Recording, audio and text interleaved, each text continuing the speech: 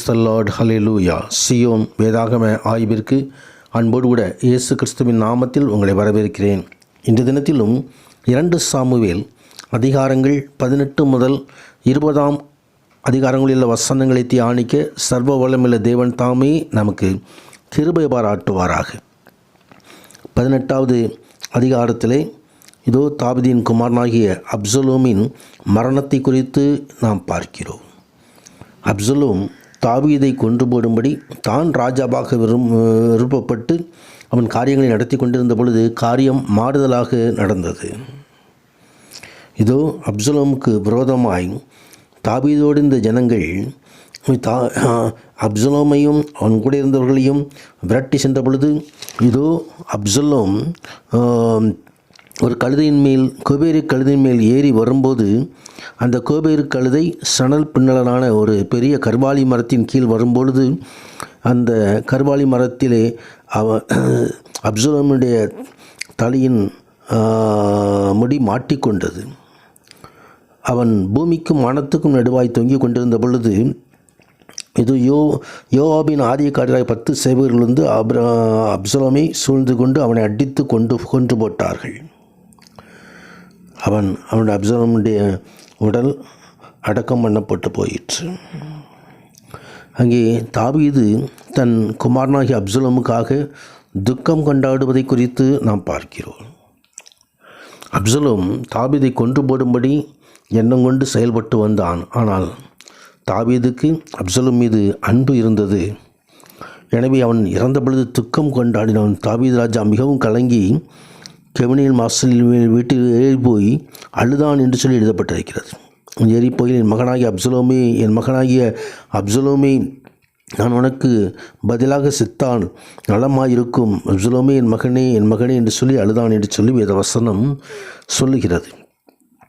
தொடர்ந்து 19வது அதிகாரத்திலே தாவீது ராஜா மீண்டுமாய் எருசலேமுக்கு திரும்பி வருகிறதை குறித்து நாம் பார்க்கிறோம்.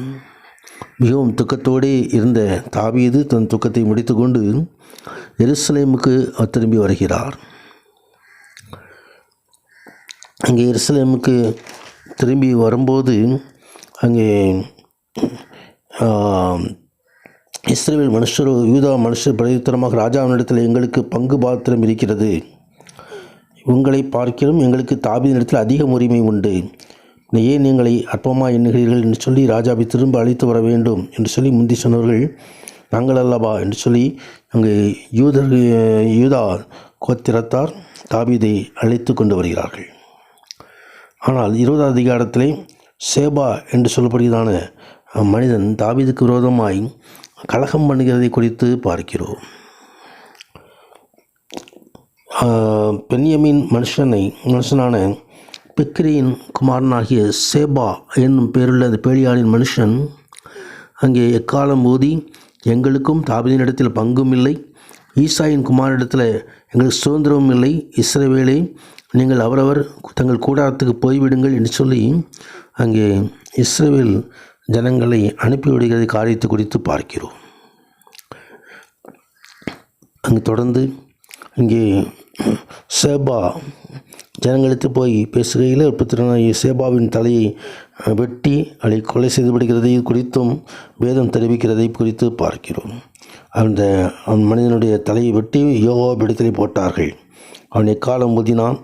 அவரவர் பட்டணத்தை விட்டு கலைந்து தங்கள் கூடாரங்களுக்கு புறப்பட்டு போனார்கள்.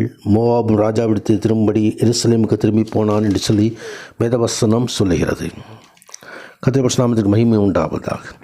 தேவன் சித்தப்படி ஜனங்கள் நடக்க வேண்டும் என்று ஆண்டவர் விரும்புகிறார்.